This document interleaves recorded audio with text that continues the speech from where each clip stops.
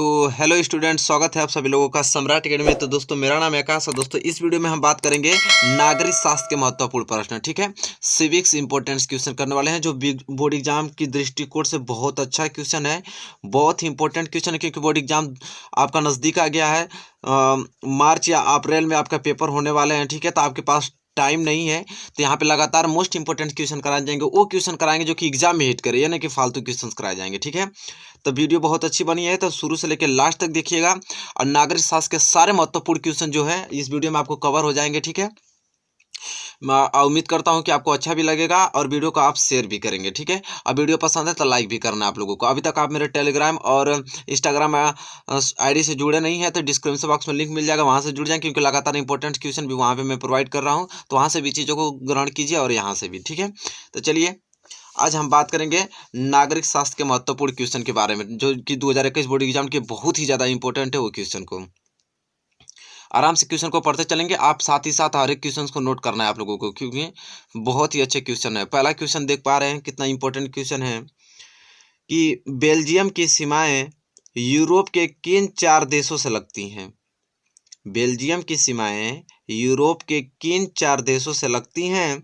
तो उत्तर देंगे आप कि बेल्जियम की सीमाएं यूरोप के 4 देशों से, कौन कौन से देश? फ्रांस, नीदरलैंड, जर्मनी और लग्जमबर्ग से लगती हैं। ठीक है, तो अगर आपसे देखिए याद हो गया कि नहीं है पे कोई आपसे पूछे कि बेल्जियम की सीमाएं यूरोप के कौन से देशों से, कौन वो 4 देश हैं जिससे वो लगती हैं, ठीक है, सीमाएं लगती हैं उनकी। ठीक है, तो आप आराम से बता सकते हो फ्रांस है, नीदरलैंड है, जर्मनी है और लग्जमबर्ग है। ठीक है, तो इस प्रकार आप याद कर सकते हैं। तो 4 देश हैं, चारों देश आप नाम याद कर सकते हैं। तो पहला क्वेश्चन आपका कंप्लीट होता हुआ वेरी मोस्ट इंपॉर्टेंट क्वेश्चन है। इसी के साथ हम बढ़ेंगे अगले क्वेश्चन की ओर, क्वेश्चन नंबर दूसरे की ओर। देखिए very most important question number दूसरा भी आ गया।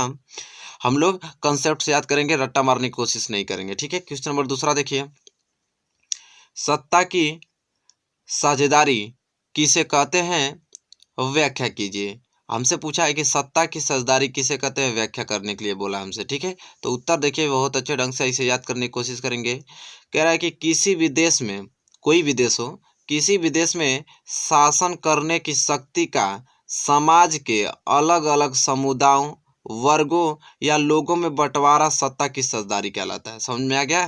कह रहा है कि कोई भी देश हो, अगर वहाँ पे शासन शक्ति प्रणाली चल रही है तो उनके अलग अलग उनके समुदाय होंगे, वर्ग होंगे। ठीक है, और समुदाय वर्गों को अलग अलग लोगों में क्या कर दिया रहा है, बंटवारा कर दिया रहा है। अब बंटवारा को ही क्या करते हैं हम, सत्ता की साझेदारी कहते हैं। ठीक है, तो देखिए कुछ है नहीं, आप कंसेप्ट बैठा के इसको याद कर सकते हैं, सत्ता की साझेदारी किसे कहते हैं। तो उम्मीद करता हूँ कि आप लोग नोट कर लिए होंगे, इसमें कंसेप्ट अपना लगा देंगे कि आपको किस प्रकार से इस क्वेश्चन को इजिली आसानी से याद कर पाएंगे और एग्जाम में कर देंगे। ठीक है, चलिए क्वेश्चन नंबर तीसरे की ओर बढ़ेंगे और देखिए very most important question number तीसरा आ गया है कि बहुसंख्याकवाद क्या है। बहुसंख्यकवाद क्या है, उस देश का नाम बताइए जिसने इसके कारण शक्ति खोई। ठीक है, देखिए very most important question, question के बार और मैं रीड करता हूं ताकि आपके दिमाग में आ जाए कि बहुसंख्यकवाद क्या है, उस देश का नाम बताइए जिसने इसके कारण शक्ति खोई। ठीक है, चलिए उत्तर देखते हैं। कह रहा है कि बहुसंख्यकवाद से तात्पर्य है कि यदि कोई समुदाय बहुसंख्यक है तो वह अपने तरीके से देश पर शासन कर सकता है और इसके लिए वह अल्पसंख्यक समुदाय की आवश्यकताओं या इच्छाओं की अवहेलना भी कर सकता है। श्रीलंका वह देश है जिसने बहुसंख्यकवाद के कारण शक्ति खोई थी। तो कौन खोया था? तो श्रीलंका वह देश है जिसने बहुसंख्यकवाद के कारण शांति क्या की थी, खोई थी। ठीक है, तो देखिए पूछा था हमको बहुसंख्यकवाद क्या है, उस देश का नाम बताइए जिसने इसके कारण शक्ति खोई। तो श्रीलंका वह देश है जिसके कारण वो शक्ति खोई थी बहुसंख्यकवाद के कारण। अब बहुसंख्यक क्या उसने आपने पढ़ ही लिया। ठीक है, चलिए क्वेश्चन नंबर तीसरा आपको कंप्लीट हो गया। अब हम बढ़ेंगे अगले क्वेश्चन की ओर। ठीक है, रुकेंगे नहीं, बहुत सारे क्वेश्चंस में लेकर आए हैं आप लोगों के सामने। अब हम लोग क्वेश्चन नंबर चौथा करेंगे और क्वेश्चन नंबर चौथा कह रहा है कि हित समूह से क्या तात्पर्य है। हित समूह से क्या तात्पर्य है, तो हम लोग उत्तर देंगे। देखिए हित समूह क्या होता है उसे हम लोग पढ़ेंगे अभी। हित समूह से क्या तात्पर्य है, तो उत्तर में लोकतंत्र में व्यापारी, उद्योगपति, किसान आदि जैसे कई संगठित हित समूह होते हैं जो सरकार की विभिन्न नीतियों को प्रभावित करते हैं। ठीक है, तो कह रहा है कि लोकतंत्र में जो व्यापारी लोग होते हैं, वो जो उद्योगपति होते हैं, और हम लोग जैसे किसान आदि जैसे कई लोगों का संगठित हित समूह होता है जो सरकार को क्या करता है, विभिन्न नीतियों को प्रभावित करता है। उसे ही हम लोग क्या कहते हैं, हित समूह कहते हैं। तो दोस्तों उम्मीद करता हूँ कि कोई दिक्कत तो होगी नहीं आप लोगों को। क्वेश्चन नंबर चौथे में आराम से आप लोग समझ गए होंगे। ठीक है, चलिए, तो कोई दिक्कत नहीं होगी क्वेश्चन नंबर चौथे में। इसी के साथ हम बढ़ेंगे अगले क्वेश्चन की ओर, और क्वेश्चन नंबर पाँचवें की ओर। देखिए क्वेश्चन नंबर पाँचवा वेरी मोस्ट इंपॉर्टेंट क्वेश्चन है, बहुत बार एग्जाम में पूछा गया है कि संघवाद क्या है। ठीक है, संघवाद क्या है, इसे हम लोग जानेंगे कि संघवाद किसे कहते हैं। और उत्तर में हम लोग लिखेंगे कि संघवाद एक ऐसी शासन व्यवस्था है, संघवाद एक ऐसी शासन व्यवस्था है जिसमें शासन की सभी शक्तियों का केंद्रीय सरकार तथा प्रांतीय सरकारों के बीच बंटवारा कर दिया जाता है। समझ रहे हैं, कह रहा है कि संघवाद एक ऐसी शासन व्यवस्था है जिसमें शासन की सभी शक्तियों का क्या करता है, केंद्रीय सरकार तथा प्रांतीय सरकारों के बीच क्या कर देता है, इसको बंटवारा कर देता है। ठीक है, तो बंटवारा कर दिया जाता है, उसी को क्या कहते हैं, संघवाद कहते हैं। ठीक है, तो उम्मीद करता हूं कि आपको संघवाद समझ में आ गया है, कोई दिक्कत नहीं होगा। आप लोग इतना सिंपल शब्दों में मैंने लिखा हूं कि आपको कोई दिक्कत नहीं होगा याद करने में, आराम से लिख के याद कर लेंगे आप लोग। और एग्जाम हॉल में इन सारे क्वेश्चनों को अलग से नोट बनाइए, उन सारे क्वेश्चनों को ही बस जो मैं क्वेश्चन करा रहा हूँ उस क्वेश्चन को देखकर आप बस एग्जाम में पहुंचे। ठीक है, और अदरवाइज अपने घर पे जो टाइम टेबल आप फिक्स किए हों उसको आप पढ़ते रहिए। ठीक है, चलिए क्वेश्चन नंबर छठवां देखते हैं, very most important question number छठवां है। देखिए क्या है, कह रहा है कि भारत का कौन सा ऐसा राज्य है जिसका अपना संविधान है। देखिए वेरी मोस्ट इंपॉर्टेंट क्वेश्चन है, भारत का कौन सा ऐसा राज्य है जिसका अपना संविधान है। तो दोस्तों आप उत्तर क्या देंगे, तो आप उत्तर देंगे कि भारत में जम्मू कश्मीर एक ऐसा राज्य है जिसका अपना संविधान है। इसे भारतीय संविधान के अनुच्छेद 370 के द्वारा विशेष अधिकार प्राप्त है। ठीक है, तो भारत का कौन सा देश है जो उसके पास अपना संविधान है, तो भारत में वो जम्मू कश्मीर ऐसा राज्य है कि उसके पास खुद का संविधान होता है, और लिखा है कि भारतीय संविधान के अनुच्छेद किसके तहत, 370 के तहत इसे विशेष अधिकार मिला गया है। ठीक है, अपने संविधान को लेकर। तो दोस्तों उम्मीद करता हूँ कि क्वेश्चन नंबर छठवां में कोई दिक्कत आपको नहीं, कोई आपत्ति नहीं होगी।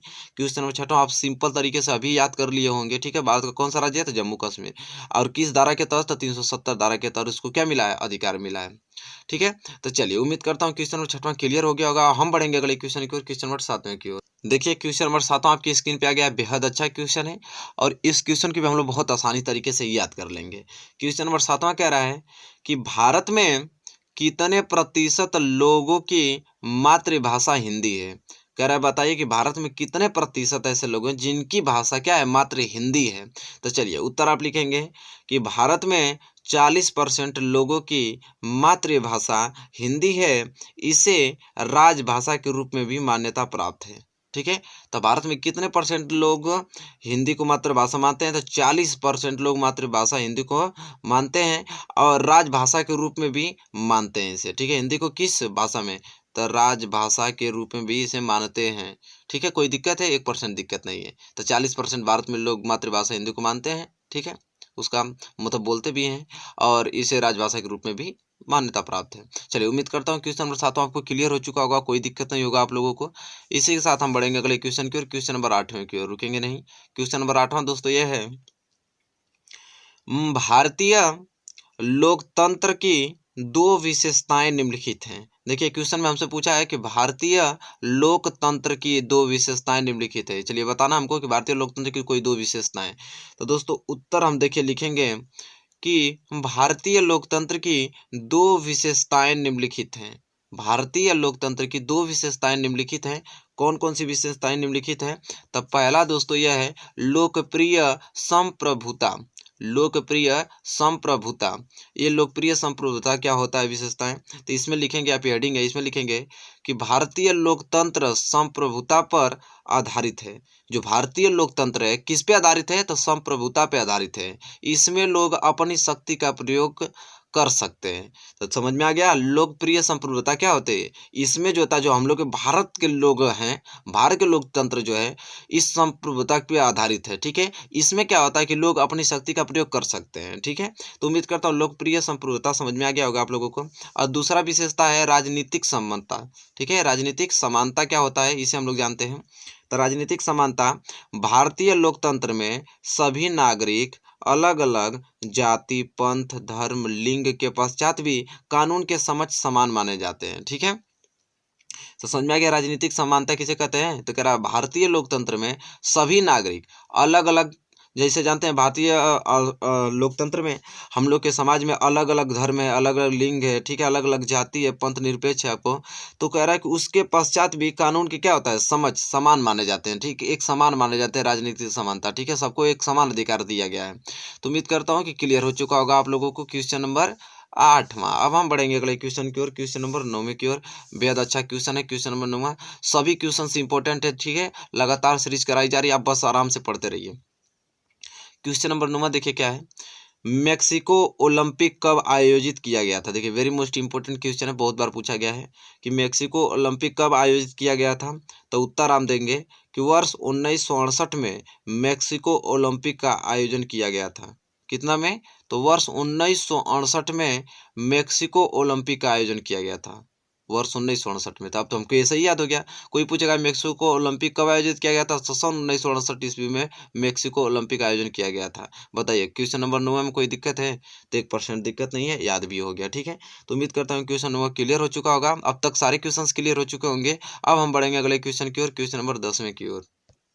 देखिए क्वेश्चन नंबर 10वां बहुत ही प्यारा क्वेश्चन आपकी स्क्रीन पे आ गया, बहुत अच्छा क्वेश्चन है।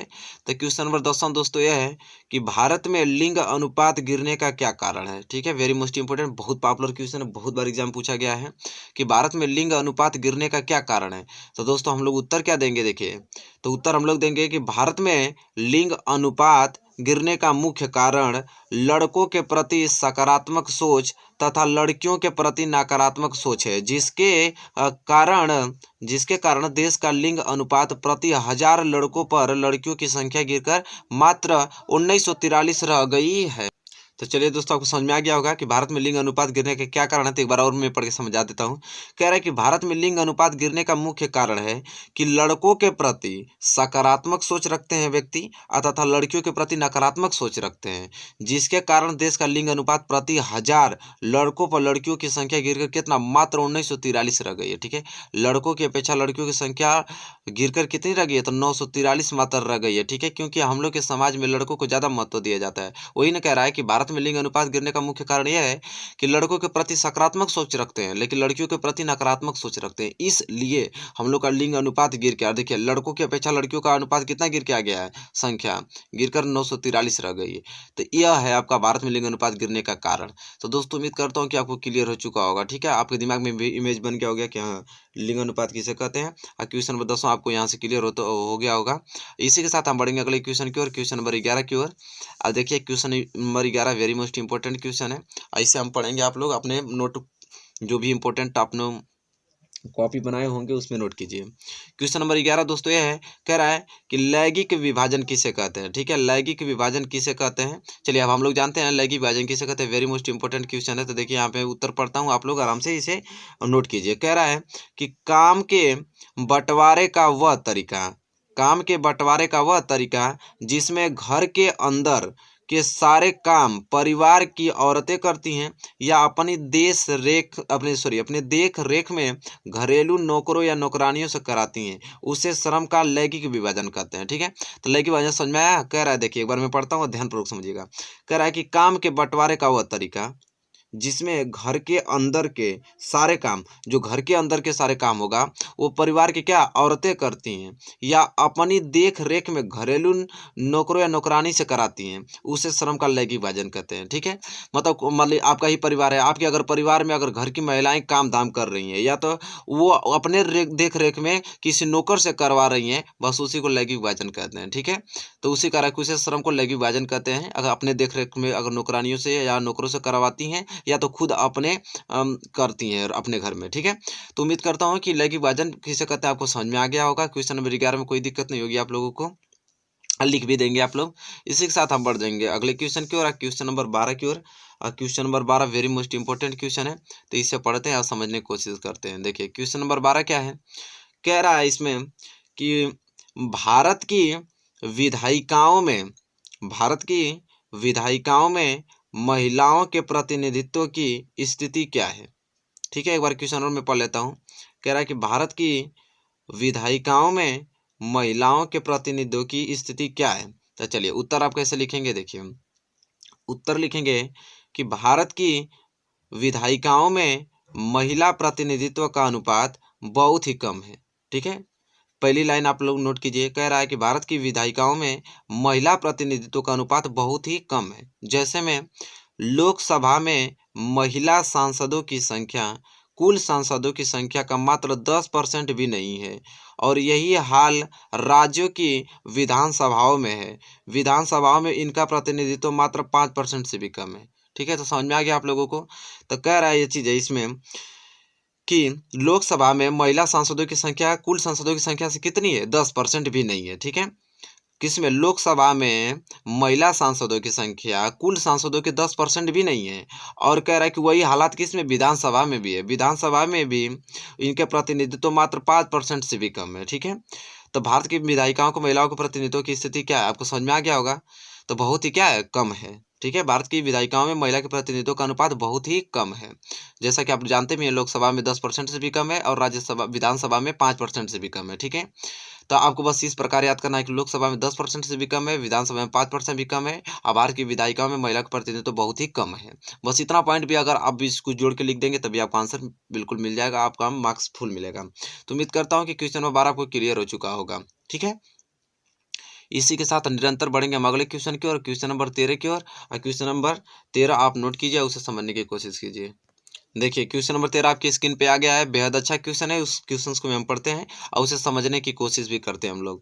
क्वेश्चन नंबर 13 नोट कीजिए, कह रहा है कि सांप्रदायिकता लोकतंत्र के लिए घातक है, दो कारण लिखिए। कह रहा है कि अगर सांप्रदायिकता लोकतंत्र के लिए अगर घातक है तो उसके कोई दो कारण लिखिए कि किस लिए घातक है। ठीक है, कोई कारण आपको दो ही दर्शाना है। चलिए उत्तर में हम लोग लिखेंगे कि सांप्रदायिकता लोकतंत्र के लिए घातक है, क्योंकि अब देखिए दो कारण लिखना है, तो पहला पॉइंट लिखिए। पहला कारण यह है कि सांप्रदायिकता इस भावना को उत्पन्न करती है कि विभिन्न धर्मों के लोग एक राष्ट्र के अंदर समान नागरिक बनकर नहीं रह सकते हैं। ठीक है, पहला पॉइंट आपको समझ में आया कि सांप्रदायिकता इस भावना को उत्पन्न करती है कि विभिन्न जो धर्मों के लोग एक राष्ट्र के अंदर समान नागरिक बनकर नहीं रह सकते हैं। और दूसरा पॉइंट आपको ये कह रहा है कि सांप्रदायिकता कभी कभी हिंसा, दंगे तथा नरसंहार को भी बढ़ावा देती है, जिससे राष्ट्रीय एकता नष्ट हो जाती है। ठीक है, तो दूसरा पॉइंट भी आपको समझ में आ गया होगा। ठीक है, कि कभी कभी सांप्रदायिकता क्या करती है, हिंसा, कभी दंगे नरसंहार भी बढ़ा देती है, जिससे राष्ट्रीय एकता क्या होता है, नष्ट होती है। तो दोस्तों दो कारण लिखा है, बहुत ही अच्छे से मैंने दो कारण एक्सप्लेन करके लिखा हूँ, आप लिखते ही समझ जाएंगे, कोई दिक्कत आप लोगों को हो नहीं। क्वेश्चन नंबर 13 आप नोट कीजिए, उम्मीद करता हूँ क्वेश्चन नंबर 13 आपको क्लियर हो चुका होगा, कोई दिक्कत आपको नहीं होगी, इसमें कोई कंसेप्ट नहीं समझने का, सिंपल सा उसका कारण पूछा, हम दो कारण इसका लिख देंगे। ठीक है, चलिए क्वेश्चन नंबर 13 अगर कंप्लीट हो गया होगा आप लोगों का, तो हम बढ़ेंगे अगले क्वेश्चन की ओर, क्वेश्चन नंबर 14 की ओर। देखिए क्वेश्चन नंबर 14 कितना ही वेरी मोस्ट इंपॉर्टेंट क्वेश्चन है, सारे क्वेश्चनों को नोट करना है, तैयार करके आपको एग्जाम हॉल में पहुंचना है आप लोगों को। देखिए क्वेश्चन नंबर 14 क्या कह रहा है कि किन्हीं दो प्रावधानों का वर्णन कीजिए। कह रहा है किन्हीं दो प्रावधानों का वर्णन कीजिए जो भारत को धर्मनिरपेक्ष देश बनाते हैं। ठीक है, क्वेश्चन एक बार ध्यान से पढ़िए, कह रहा है कि किन्हीं दो प्रावधानों का वर्णन करने के लिए बोल रहा है जो वो प्रावधान क्या करते हैं जो भारत को धर्मनिरपेक्ष देश बनाते हैं। तो चलिए हम लोग प्रावधान देखते हैं। तो पहले उत्तर में कैसे लिखेंगे इसको, तो उत्तर में लिखेंगे कि संविधान निर्माताओं ने सांप्रदायिकता से निपटने के लिए भारत में धर्मनिरपेक्ष शासन का मॉडल चुना, और इसके लिए संविधान में महत्वपूर्ण प्रावधान किए। जैसे, तो कौन कौन से प्रावधान किए, ठीक है। तो वही चीज़ है, कह रहा है कि समझने की कोशिश कीजिए, कह रहा है कि संविधान निर्माताओं ने जो संविधान बनाए होंगे लोग जो मिलके, कह रहा वो सांप्रदायिकता से निपटने के लिए क्या किए, भारत में एक धर्मनिरपेक्ष शासन का मॉडल चुना, जो इसके लिए संविधान के महत्वपूर्ण प्रावधान किए। तो कौन कौन से महत्वपूर्ण प्रावधान किए जो उन्होंने मॉडल चुना था? तो देखिए, पहला लिखे प्रावधान, कह रहा है कि भारतीय संविधान की प्रस्तावना में ही उन्होंने भारत की एक धर्मनिरपेक्ष राज्य के रूप में घोषणा की है। ठीक है, कह रहा भारत की संविधान की जो प्रस्तावना है, प्रियम्बल बनी है, उन्होंने भारत की एक धर्मनिरपेक्ष राज्य के रूप में क्या कर दिया है, घोषणा किया है। और दूसरा क्या है कि देश के प्रत्येक नागरिक को उसकी इच्छानुसार किसी भी धर्म को मानने तथा उसका प्रचार करने का अधिकार दिया है। तो देखिए, दूसरा प्रस्तावना ये दिया कि देश के प्रत्येक नागरिक अपने इच्छानुसार किसी भी धर्म को अपना सकते हैं। ठीक है, और किसी भी धर्म का क्या कर सकते हैं, प्रचार कर सकते हैं, उनको ये अधिकार दिया गया है। ठीक है, तो दोस्तों 2 पॉइंट हो गया। आप तीसरा पॉइंट देखते हैं। देखिए, तीसरा पॉइंट क्या दिया गया इसमें कि इस प्रकार देश का कोई अपना धर्म नहीं है।